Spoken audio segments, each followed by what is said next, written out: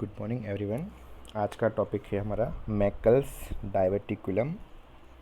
वो ये भी एक बहुत छोटा सा टॉपिक है आस्था जगवत बैच के जो जीआईटी का लेक्चर है उसका। तो मैकल्स डाइवर्टिकुलम तुम लोगों ने शायद एनाटॉमी में आया होगा, तुम्हारा जब फर्स्ट ईयर में एनाटॉमी पढ़े होंगे कि मैकल्स डाइवर्टिकुलम के बारे में थोड़ा बहुत आया होगा। यहाँ पे हम थोड़ा डिटेल में पढ़ेंगे, उसमें सिर्फ थोड़ा बहुत होगा, लेकिन अभी हम इसका क्लिनिकल फीचर्स क्या होंगे, उसके कॉम्प्लिकेशंस क्या होंगे, ट्रीटमेंट क्या होंगी, वो सब भी हमको देखना है।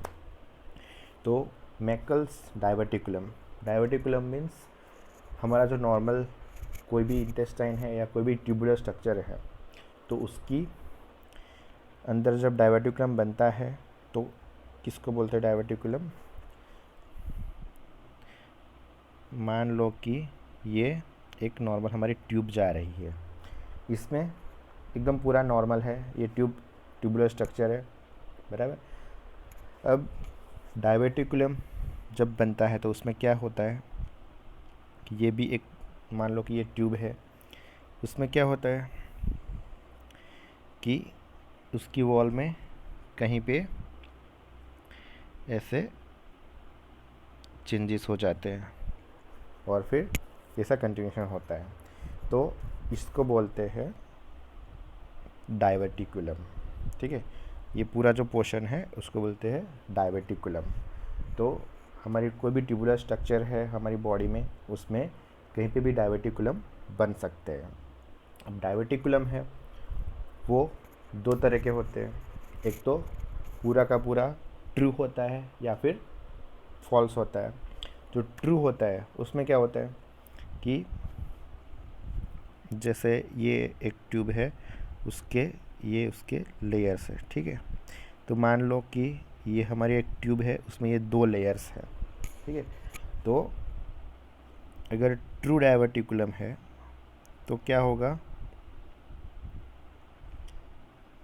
कि ये लेयर भी ऐसे होगा और ये लेयर भी ऐसे होगा। एक मिनट, थोड़ा ठीक से नहीं बना, ऐसे अगर डाइवर्टिकुलम बना है, ठीक है, उसके साथ उसका ये लेयर भी हमारा जाएगा, ठीक है। तो जो भी ये हमारी ल्यूमेन है, ठीक है, और ये उसकी वॉल है, उसके दो लेयर है, तो ये दोनों के दोनों लेयर डाइवर्टिकुलम में कन्वर्ट हो गए हैं, तो ये होता है ट्रू डाइवर्टिकुलम। फॉल्स में क्या होता है कि ये इसकी हमारी ल्यूमेन है, ऊपर का ही एक लेयर होगा, ठीक है, और उसमें से ऐसे एक बन जाएगा। तो ये डाइवर्टिकुलम में सिर्फ इसका एक लेयर है, उसके दोनों लेयर नहीं है, तो ये होता है फॉल्स डाइवर्टिकुलम। तो ये जो हमारा मैकल्स डाइवर्टिकुलम है वो हमारा ट्रू डाइवर्टिकुलम है। जो कंजेनिटल डाइवर्टिकुलम होते हैं वो यूजुअली ट्रू ही होते हैं, उसमें जो भी हमारा लेयर है वॉल का, वो सब लेयर एक साथ होते हैं उसमें। तो डाइवर्टिकुलम क्या है ये तुमको समझ आना चाहिए, और डाइवर्टिकुलम में ट्रू और फॉल्स क्या होता है वो तुमको समझ आना चाहिए, ठीक है। अब सॉरी, हाँ, मैकल्स डाइवर्टिकुलम के बारे में थोड़ा डिटेल जान लेते हैं कि वो एक कंजेनिटल डाइवर्टिकुलम है arising from the terminal ileum. जो हमारा पूरा जीआई ट्रैक्ट की कंटिन्यूटी है ईसोफेगस से लेकर रेक्टम तक, oesophagus, stomach, duodenum, jejunum, ileum and caecum. तो जो टर्मिनल इलियम है उसके आसपास में कहीं पे वो अराइज होता है। कंजेनिटल है तो वो कहीं से निकलता होगा, तो वो होता है remnant of unobliterated proximal portion of the vitello intestinal duct, ठीक है। ये थोड़ा बड़ा आ गया, मैं तुमको वीटेलो इंटेस्टिनल डक्ट के बारे में भी बताऊंगा तो तुमको समझ आ जाएगा। अभी सिर्फ इतना है कि ये एक रेमनेंट है वीटेलो इंटेस्टिनल डक्ट। रेमनेंट मीन्स जब बेबी एम्ब्रियो लेवल पे होता है तो बहुत सारी चीज़ें आएगी एम्ब्रियोलॉजी में, तुमने सीखा होगा, बहुत सारी जो स्ट्रक्चर्स है वो ऑब्लिटरेट हो जाते हैं। तो वो ऑब्लिटरेट कब होते हैं, जब बेबी जैसे ही ग्रो होता है यूट्रस में धीरे धीरे, तो पूरे जो जो काम का नहीं है वो पूरा ऑब्लिटरेट हो जाता है, ठीक है। तो कभी कभी कुछ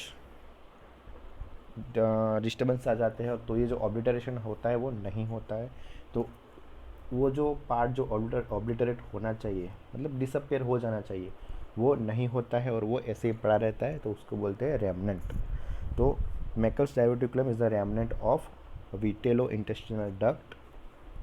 उसमें भी जो प्रॉक्सिमल पोर्शन होता है उस उसका अनऑब्लिटरेटेड पोर्शन होता है। तो unobliterated proximal portion of the vitello intestinal duct and it is the most common congenital anomaly of the small intestine. Small intestine की अगर कोई कंजेनिटल एनोमली का हम लिस्ट बनाएंगे तो उसमें Meckel's diverticulum is the most common congenital anomaly of small intestine. तुमको ये याद रखना है कि ये रेमनेंट किसका है, remnant of vitello intestinal duct. Okay, अब विटेलो इंटेस्टिनल डक्ट के बारे में थोड़ा सा तुमको बता देता हूँ ताकि तुमको समझ आ जाए कि विटेलो इंटेस्टिनल डक्ट क्या है। In developing fetus it is a long narrow tube that joins the yolk sac to the midgut lumen। ठीक है, जो हमारा गट होता है उसमें तुम्हारा आया होगा फोरगट, मिडगट एंड हाइंडगट। ठीक है, तो उसमें जो मिडगट की ल्यूमेन होती है उसके साथ एक नैरो ट्यूब अटैच होती है जिसको बोलते हैं विटेलो इंटेस्टिनल डक्ट। वो यॉर्क सैक और मिडगट की ल्यूमेन को कनेक्ट करता है। Appears at the end of 4th week of pregnancy and obliterate at the 9th week of gestational age. तुमको याद रखना है ये जो डक्ट है वो किसको और किसको ज्वाइन करता है, midgut lumen and yolk sac को। अपीयर्स होता है end of the 4th week and 9th week of gestational age. जब बेबी होता है यूट्रस में तब भी 9th वीक की गेस्टेशनल एज पे वो डिसअपियर हो जाता है। ठीक है, तो ये एक फ़ोटो है, ये जो तुमको दिख रहा है यहाँ पे। ठीक है, तो ये है, ये जो ऊपर से स्टमक से आ रहा है ये पूरा ये मिडगट है।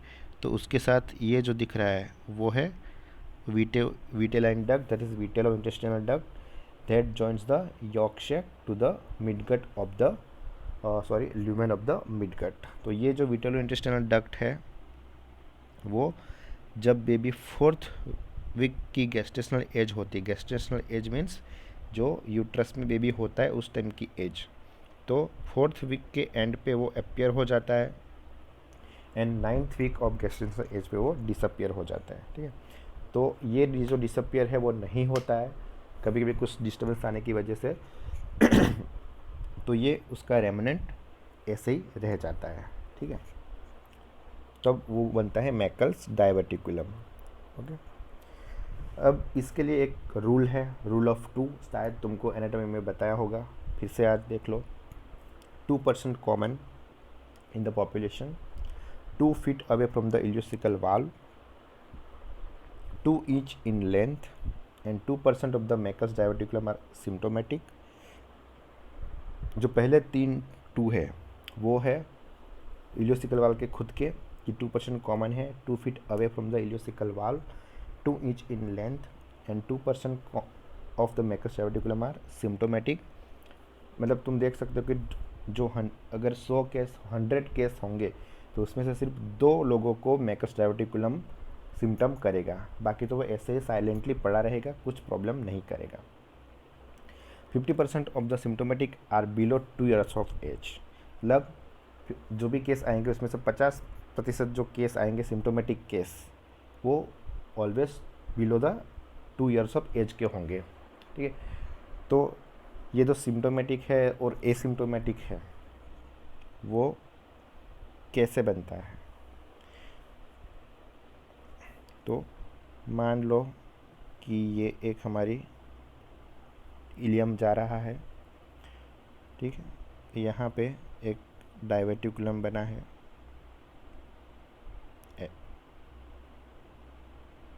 ऐसे। ठीक है, अब ये डाइवर्टिकुलम है, इसमें तुम देख सकते हो कि ये जो इसका ओपनिंग है वो बहुत ही, उसकी डायमीटर बहुत ज़्यादा है। तो क्या होगा, जो हम खाना फूड जो खाएंगे हम उसका बॉलस यहाँ से होके यहाँ जाएगा और यहाँ से वापस बाहर चला जाएगा। अब इंटेस्टाइन का काम क्या है, जो भी अंदर फूड बोलस आएगा उसको डिस्टली ट्रांसपोर्ट करना है, ठीक है। तो ये जो ट्रांसपोर्ट करना होता है वो उसका मेन काम है। तो क्या होगा कि ये जो कंटेंट आएंगे वो ऐसे होके ट्रांसपोर्ट होते रहेंगे, तो किसी भी तरह की प्रॉब्लम नहीं आएगी। तो ऐसे जो मैकल्स डायवर्टिकुलम होंगे ऐसे, तो वो यूजुअली एसिम्प्टोमेटिक होते हैं, उसमें कोई भी सिम्टम बनता नहीं है। क्यों नहीं बनता, क्योंकि ये उसकी जो ओपनिंग है, जहाँ जो जो उसका जिसको हम नेक बोलते हैं, तो ये जो नेक है वो ब्रॉड है, तो इसी वजह से वहाँ पे ऑब्स्ट्रक्शन होने के चांसेस बहुत कम होते हैं, ठीक है। अब सिम्टम बनते किस में हैं, ये एक ट्यूब है, ठीक है।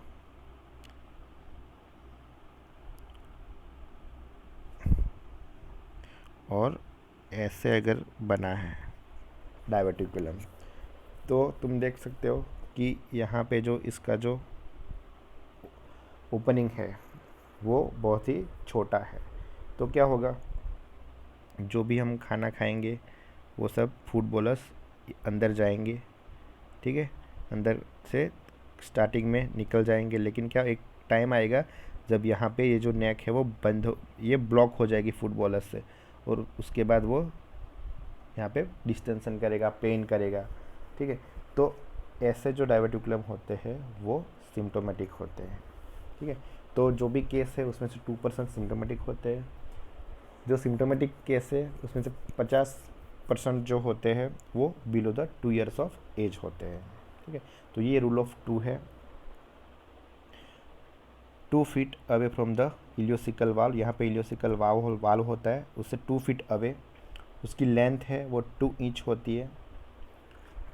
2% कॉमन एंड 2% केसेस जो होते हैं वही सिम्टोमेटिक होते हैं, और जो सिम्टोमेटिक है उसमें से भी 50% जो होते हैं वो below the 2 years of age होते हैं। तो ये है मैकल्स डायवर्टिकुलम का रूल ऑफ 2।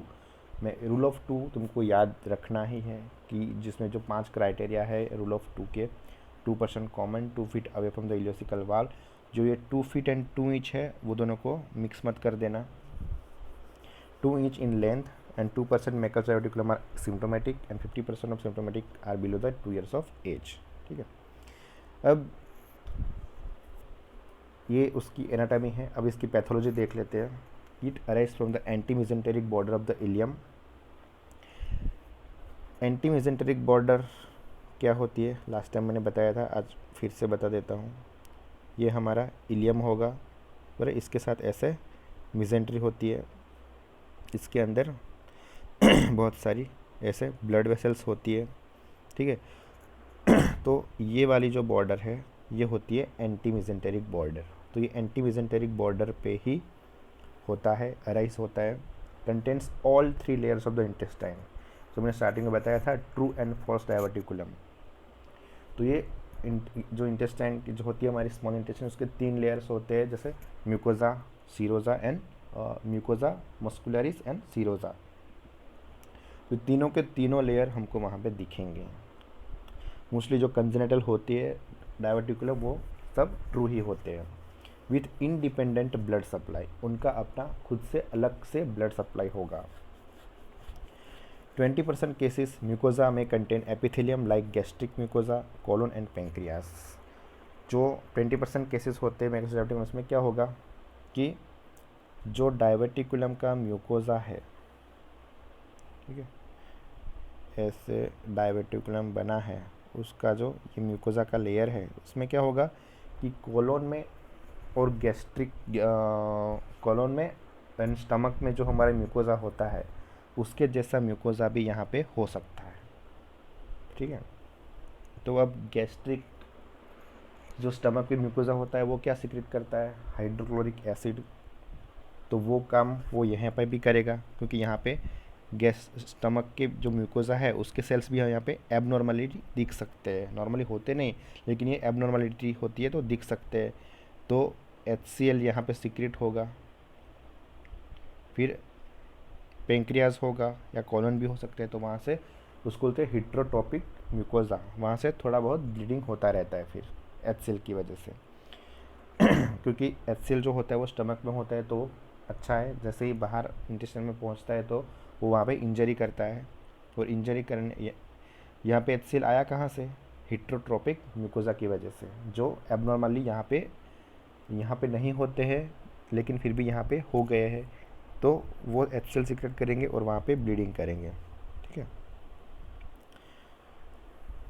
तो it contents all 3 layers and with independent blood supply. तो जो इतना पोर्शन है, इतना वाला जो पोर्शन है इसका, यहाँ से जो ब्लड वेसल्स जाएंगी मिजेंट्री में, तो एक ब्लड वेसल्स ऐसी होगी जो सिर्फ इसको सप्लाई करती है, डाइवर्टिकुलम को। ठीक है, तो उसको इंडिपेंडेंट ब्लड सप्लाई होगी। एंड 20% म्यूकोजा में contain epithelium like gastric mucosa, colon and pancreas. तो जो स्टमक के म्यूकोजा, कोलोन का म्यूकोजा और पेंक्रियास का म्यूकोजा है, उसमें से जो सिक्रेट होगा वो सब इलियम में सिक्रेट होने लगेगा, और उसकी वजह से उसके कॉम्प्लिकेशंस आएंगे और सिम्टम्स भी आएंगे। ठीक है, may be connected with umbilicus through band और fistula, may be associated with esophageal atresia and anorectal malformation। ये दोनों कंजेनिटल एनोमाली है जो मैकल्स डाइवर्टिकुलम के साथ हमको दिख सकती है। इसोफेजियल एट्रेजिया मतलब इसोफेगस बना ही नहीं है, बना है लेकिन उसका जो ओपनिंग है वो बंद है। एनोरेक्टल मालफॉर्मेशंस, या तो उसको इनपरफोरेटेड एनस होगा या फिर कोई भी अदर एबनॉर्मलिटी होगी एसोसिएटेड। कभी कभी ये जो अम्बिलिकस के साथ चिपका हुआ मिलता है वो विथ बैंड और फिस्चुला से चिपका हुआ होता है, तो उसकी वजह से वहाँ पे ऑब्स्ट्रक्शन हो सकता है बैंड एंड फिस्चुला की वजह से। ठीक है, अब प्रेजेंटेशन क्या होगा मैकल्स डाइवर्टिकुलम के पेशेंट का? तो जैसे बताया कि ओनली 2% केसेस आर सिम्टोमेटिक, तो 98% of the cases are asymptomatic most of the time. Severe haemorrhage, अब यहाँ पे हेमरेज क्यों हुआ? जो गैस्ट्रिक म्यूकोजा वहाँ पे एबनॉर्मली प्लेस्ड है, बराबर, वहाँ से HCl सीक्रेट होगा और वहाँ पे ब्लीडिंग करेगा। वहाँ का म्यूकोजा होता है वो HCl को सह नहीं पाता और वहाँ पे अल्सर बनते हैं, अल्सर बनने के बाद वहाँ पे ब्लीडिंग शुरू होता है। Intestinal obstruction due to band adhesion and intussusception, जो इंटूससेप्शन होता है एक इंटेस्टिनल ऑब्स्ट्रक्शन में एक बड़ा सा टॉपिक है इंटेस्टिनल इंटूससेप्शन। ये इसका जो एक लेक्चर है जो मैंने तुमको PPT भेजी थी, लेकिन उसका एक्सप्लेनेशन बनाना अभी तक बाकी है, तो मैं एक्सप्लेनेशन आपको 1-2 दिन में भेज दूंगा इंटूससेप्शन का, तो वो भी तुमको अच्छे से समझ आ जाएगा।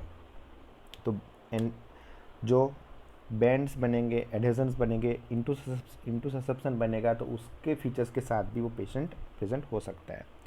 परफोरेशन एंड डाइवर्टिकुलाइटिस, परफोरेशन क्यों होगा? क्योंकि जो उसकी अगर नेक नैरो होगी तो वो जो मैकल्स डाइवर्टिकुलम बना है वो डिस्टेंशन होगा, डिस्टेंशन होते होते वहाँ पे परफोरेशन हो जाएगा। Diverticulitis and Littre's hernia, Littre's hernia ये एक टाइप है हर्निया का जिसमें इंग्वाइनल हर्निया में हर्निया के जो कंटेंट होते हैं उसमें मैकल्स डाइवर्टिकुलम होता है, तो उसको बोलते हैं लिटर्स हर्निया। हर्निया के बारे में तुम लोगों ने पढ़ा होगा क्लिनिकल पोस्टिंग में, तो हर्निया के कंटेंट होते हैं, तो हर्निया के कंटेंट में वहाँ पे हमको मैकल्स डाइवर्टिकुलम मिल सकता है। Silent Meckel's diverticulum found during laparotomy and laparoscopy, हमने किसी और रीज़न के लिए हमने पेशेंट का लेप्रोटोमी किया, पेशेंट का एब्डोमेन हमने खोला है, ठीक है, तो एक्सीडेंटली हमको वहाँ पे वो दिख सकता है, उसको बोलते हैं साइलेंट मैकल्स डाइवर्टिकुलम। ये है एसिम्प्टोमेटिक मैकल्स डाइवर्टिकुलम। अब डायग्नोसिस कैसे करेंगे? पेशेंट अगर ऑब्स्ट्रक्शन के साथ आया है तो एक्सरे करवाओ, एक्सरे में हमको जो डिस्टेंशन है वहाँ पे वो दिख सकता है। टेक्नेटियम रेडियोआइसोटोप स्कैन आता है जिससे हमको गैस्ट्रिक म्यूकोजा, पेंक्रियाटिक म्यूकोजा और कोलन का म्यूकोजा है वो एबनॉर्मली वहाँ पे प्लेस्ड है, वो हम कंफर्म कर सकते हैं टेक्नेटियम जो रेडियोआइसोटोप स्कैन आता है उससे। लेप्रोस्कोपी कर सकते हैं और small bowel enema under fluoroscopy, जिसमें हमको फीलिंग डिफेक्ट दिखेगी। लेप्रोस्कोपी है, लेप्रोस्कोपी करके अगर पेशेंट कोई आया है पेशेंट पेन के साथ, ठीक है, और अगर हमको लगे कि हमको मैकल्स लग रहा है तो हम लेप्रोस्कोपी करके एक डायग्नोस्टिक लेप्रोस्कोपी कर सकते हैं जिसमें हम पूरा जो पेरिटोनियम के कंटेंट है पेरिटोनियल कैविटी के वो सब हम देख सकते हैं। एक अल्ट्रासोनोग्राफी भी करा सकते हैं, लेकिन इसमें ये ठीक से दिखता नहीं है। सीटी स्कैन भी करवा सकते हैं ताकि हमको कंफर्म हो जाए कि वहाँ पे डायवर्टिकुलम है। अब इसकी ट्रीटमेंट क्या है? अगर एसिम्टोमेटिक है तो हमको कुछ करना ही नहीं है, उसको ऐसे ही रहने दो, ठीक है। अगर हमको रेडियोलॉजी का इन्वेस्टिगेशन से पता चला कि उसको मैकल्स डायवर्टिकुलम है, लेकिन वो एसिम्टोमेटिक है, तो उसका एब्डोमेन खोलने की कोई ज़रूरत नहीं है, ठीक है। अगर सिम्टोमेटिक है तो हमको कुछ न कुछ सर्जरी करनी पड़ेगी। We will do laparotomy, resection of small segment of ileum containing the Meckel's diverticulum and end to end anastomosis. Surgery दो तरह की है हमारी, एक तो होती है हम जो डायवर्टिकुलम है उसके साथ स्मॉल इंटेस्टाइन का पार्ट थोड़ा निकाल देंगे, और दूसरा है कि सिर्फ मैकल्स डायवर्टिकुलम निकालेंगे। तो ऐसे हमारा ये इंटेस्टाइन है और यहाँ पे ऐसे हमारा मैकल्स डायवर्टिकुलम बना हुआ है। तो पहला ऑप्शन क्या है कि हम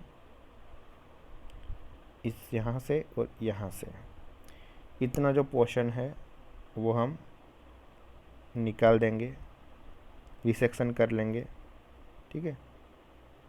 ये पूरा रिसेक्ट कर दिया हमने। अब ये जो दो एंड बचे हैं, ये वाले, ये और ये दोनों एंड को हम रिसेक्शन एंड एनास्टोमोसिस कर देंगे।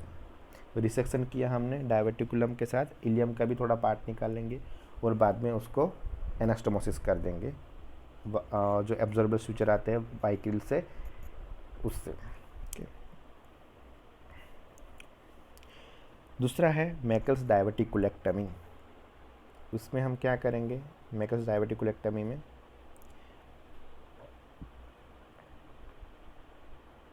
ऐसा हमारा मैकल्स डायवर्टिकुलम है, तो हम क्या करेंगे?